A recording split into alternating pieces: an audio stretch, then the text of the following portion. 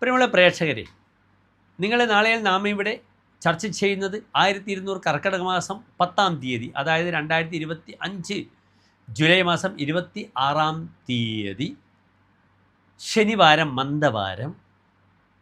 ആ ദിനത്തിൽ ശനിയാഴ്ച രാഹുകാലം നിങ്ങൾക്കറിയാം. കാലത്ത് 9 മുതൽ 10:30 വരെയുള്ള 1.5 മണിക്കൂർ ദൈർഘ്യസമയമാണ് രാഹുകാലം. ശുഭകാര്യങ്ങളൊന്നും തന്നെ നാം രാഹുകാലത്ത് അനുഷ്ഠിക്കാറില്ല.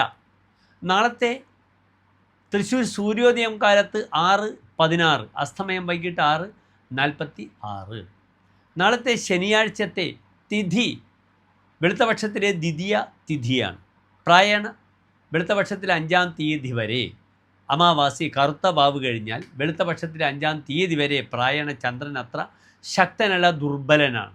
അപ്രകാരം തന്നെയാണ് പൗർണമി കഴിഞ്ഞാൽ കറുത്തപക്ഷത്തിലുള്ള 5-ാം തീയതി വരെ ചന്ദ്രൻ ബലവാനാണ്. ഇവിടെ നാളെ നക്ഷത്രം ശനിയാഴ്ച ആയില്യം നക്ഷത്രമാകുന്നു. ഒരു ശുഭകാര്യങ്ങൾക്കും നാം സ്വീകരിക്കാത്ത നക്ഷത്രമാണ് ആയില്യം നക്ഷത്രം.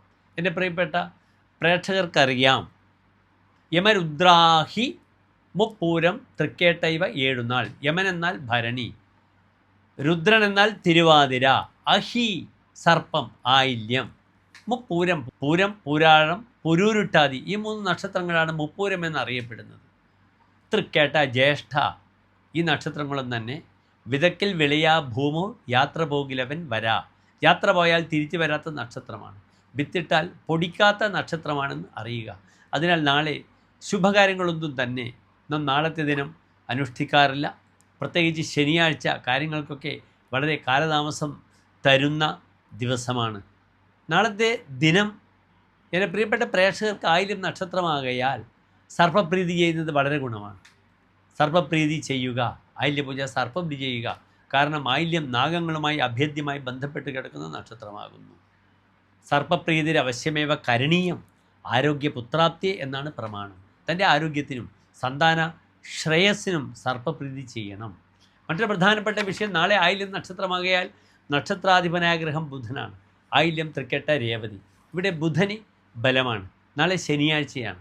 അതിനാൽ ഹനുമാൻ ക്ഷേത്രത്തിൽ ഹനുമാന് അവൽ നിവേദ്യവും ശ്രീരാമസ്വാമിക്ക് തുളസിമാല, പാൽപ്പായസം വഴിപാടായി ചെയ്യുന്നത് വളരെ ഗുണമാണ്. നിങ്ങൾ മനസ്സിലാക്കണം, ബുധനെ കൊണ്ടാണ് അവതാര ദൈവങ്ങളെ ചിന്തിക്കുക. ശ്രീരാമദ്യ അവതാര വിഷ്ണു രുദ്രക്ഷേത്രേഷു ചന്ദ്രാത്മജ.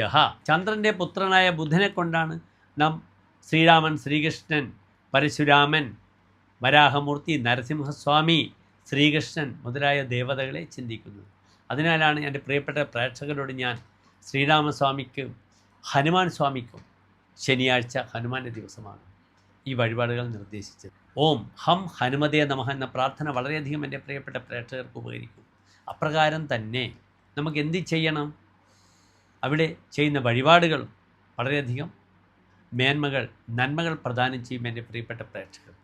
എല്ലാ പ്രിയപ്പെട്ട പ്രേക്ഷകർക്കും ശോഭനമായ നല്ലൊരു ഭാവി ആശംസിക്കുന്നു. നന്ദി, നമസ്കാരം.